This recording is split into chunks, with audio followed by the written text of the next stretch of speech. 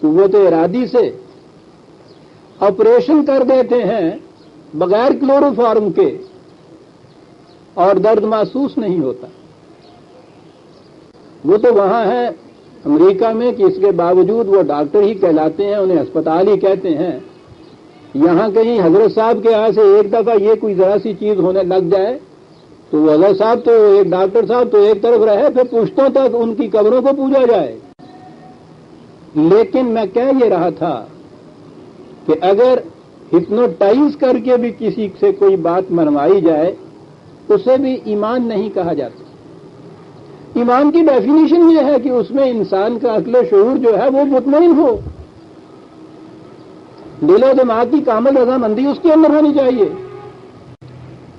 اور اگر آپ کہیں باہر سے کسی کا کوئی شوبدہ دیکھ لیں, وہ جو میں کہا کرتا ہوں کہ سڑک پہ کھڑا ہوا, پھٹے ہوئے بال, پھٹے ہوئے سے کپڑے, سرخ انگارے کی طرح آنکھیں, اور اس کے بعد وہ آپ کو اس نے کھڑا کر لیا, اس نے کہا کہ نکالو جو کچھ تمہارے جیب کے اندر, اور دیکھو میں کیا کرتا ہوں, اور بالوں کو نچوڑا, اس میں سے دودھ ٹپکنے لگ گیا, آپ کانپنے لگ گئے. صاحب جو جیب میں ہوتا نکال کے دے دیتے ہیں آپ اسے.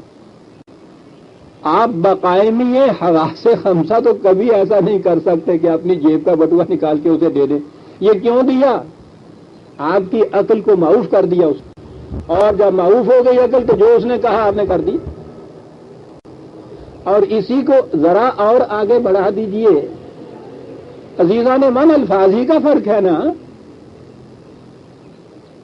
اسی کا نام آپ نے موجہ رکھ لیا ہے نا. کسی کے سامنے کوئی ایسی بات کر کے دکھا دینا کہ جو اس کی عقل میں نہ آتی ہو, عقل اس کی معاف ہو جائے, عاجز ہو جائے وہ, اور اس وقت اگر اس نے اس طرح سے کلمہ پڑھ دیا, قرآن کی ڈیفینیشن کے اعتبار سے وہ ایمان نہیں ہے. یہ جو قرآن نے کہا ہے نا کہ یہ سارا کچھ بھی کر دیجئے, ما کانوا لیؤمنوا, تو اس کے بعد اگر انہوں نے اقرار بھی کر دیا زبان سے تو ایمان نہیں ہو سکتا. وہ یہ معنی ہیں اس کے. وَمِنَ النَّاسِ مَن يَقُولُ آمَنَّا بِاللَّهِ وَبِالْيَوْمِ الْآخِرِ وَمَا هُمْ بِمُؤْمِنِينَ. وہ اس کیٹیگری میں آ گئے کہ ایسے لوگ تمہیں ملیں گے کہ وہ کہیں گے کہ ہم ایمان لائے ہیں اللہ پر, آخرت پر. ایمان والے وہ پھر نہیں ہوتے, اس کے باوجود وہ ایمان والے نہیں ہیں. تو اگر آپ نے عقل و شعور کو معاف کر کے کسی سے چند الفاظ کہلوا لیے, تو قرآن تو خود کہتا ہے کہ یہ ایمان نہیں ہے. یہ معاف کرنا جو ہے عقل و فکر کا, یہ تو ایک طرف رہی. کسی مصلحت کے تابع بھی اگر کسی نے اسلامی مملکت میں جوائن کر لیا, مسلمانوں کی جماعت میں شامل ہو گیا, اس نے ان کا یہ مذہب بھی اختیار کر لیا کسی مصلحت کی بنا پہ, سنیے قرآن اس کے متعلق کیا کہتا ہے. 49/14, 49/14. صدر اول میں جب مسلمانوں کی مملکت قائم ہو گئی مدینے میں, تو بہت سے قبائل تھے عربوں کے, وہ اسلام لے آئے اور وہ اس ملت میں شامل ہو گئے. ان کے ایمان میں ہمارے آپ کے معیار کے مطابق شبہ کیا ہو سکتا ہے؟ انہوں نے بھی یہ کہا کہ ہاں صاحب ہم ایمان لے آئے ہیں. قرآن ان کے متعلق کہتا ہے قالت الاعراب آمنا. یہ بدو کہتے ہیں, یہ ان قبائل کے لوگ, کہ ہم ایمان لے آئے. وہ مسلمان ہو گئے تھے کہ ہم ایمان لے آئے. قل, کہا ان سے کہو, لم تؤمنوا, تم ایمان نہیں لائے. غور کیجیے عزیزان من, ہمارے آپ کی کہ معیار کے مطابق یہ کیا بات تھی جو کہا کہ ایمان نہیں لائے. یہ ایمان نہیں تو اور کیا ایمان ہوتا ہے؟ جس طرح سے آپ ہر روز ایک غیر مسلم کو مسلمان کرتے ہیں, یہ تو پھر بھی کسی مولوی صاحب کے ہاتھ پہ وہ اسلام لاتا ہے. وہ تو میں سمجھتا ہوں حضور نبی اکرم صلی اللہ علیہ وسلم کے دستے مبارک پہ آج کی اصطلاح میں وہ ایمان لائے, یا صحابہ کے بار کے. قرآن کہتا ہے کہ قل لم تؤمنوا, تم ایمان نہیں لائے. ولکن قولوا اسلمنا, یہ کہو کہ ہم اس مملکت کے سامنے جھک گئے ہیں،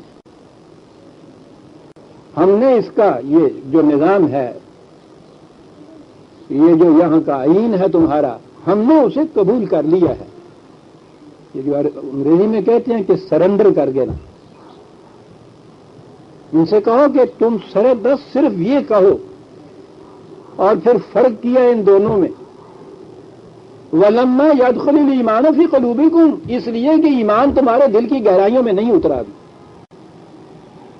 قرآن اس وقت ایمان کہتا ہے، ڈیفینیشن ایمان کی اس وقت ہے اس کے نزدیک جب وہ قلب کی گہرائیوں میں اتر جائے۔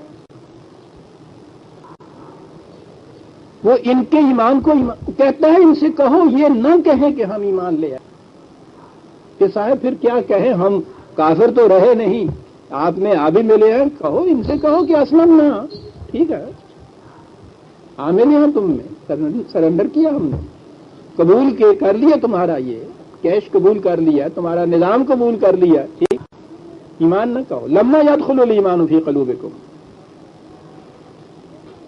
آپ نے غور کیا کہ کیا ڈیفینیشن ہے قرآن کی روح سے ایمان کی؟ یہی وہ ڈیفینیشن ہے اس کی روح سے، وہ پہلے سورہ بقرہ کے ابتدا میں یہ چیز کہی گئی ہے، وَمِنَ النَّاسِ مَن يَقُولُ آمَنَّا بِاللَّهِ وَبِالْيَوْمِ الْآخِرِ وَمَا هُمْ بِمُؤْمِنِينَ۔